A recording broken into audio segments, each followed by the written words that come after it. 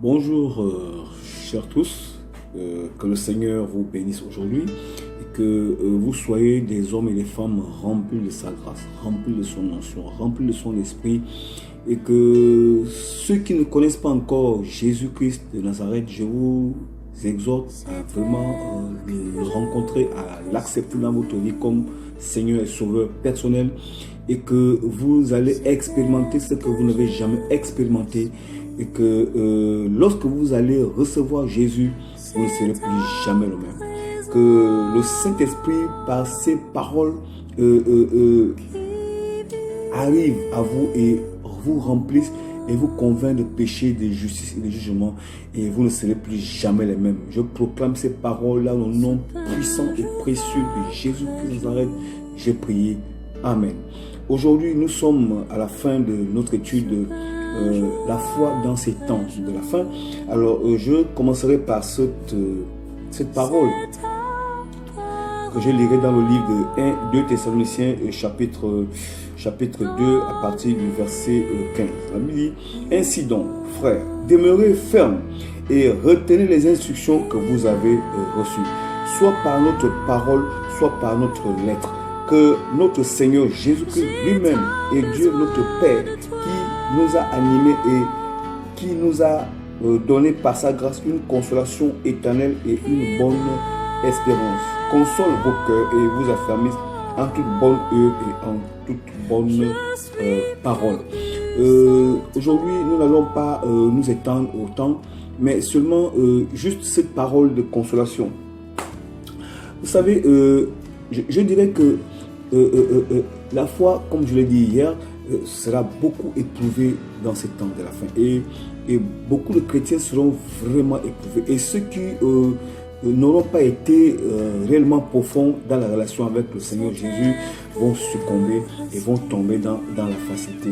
Et beaucoup se décourageront. Beaucoup n'iront pas loin. Beaucoup, disons, se mettront en marge de la parole, en marge de la foi, en marge, et vont même devenir les ennemis de la foi.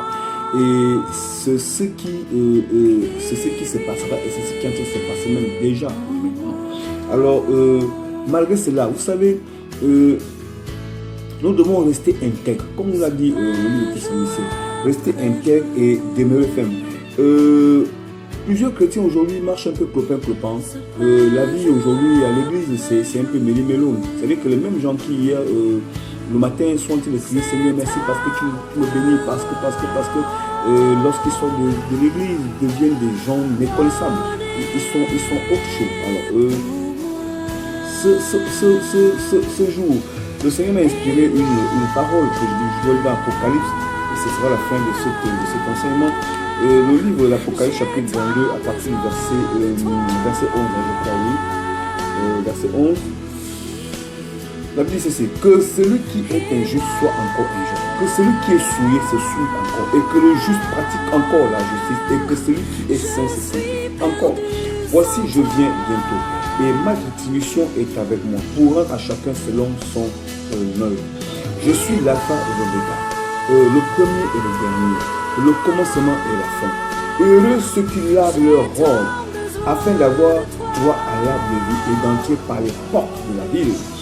Dehors, les chiens, les enchantés, les impies, les meurtriers, les idolâtres, et quiconque aime et pratique le mensonge. Alors, vous voyez, ces paroles ne sont pas pour favoriser ce qui est injuste, mais vraiment, c'est pour mettre en garde tous ceux qui, aujourd'hui, sont chrétiens, qui sont élus et pratiquent la justice. Prenez garde, faites attention. Vous savez, c'est le Saint-Esprit qui parle ce matin. Le Saint-Esprit vous parle ce matin et recevez cela comme venant du Seigneur, comme venant de Dieu, et que la grâce de Dieu vous accompagne. Soyez bénis au nom de Jésus-Christ.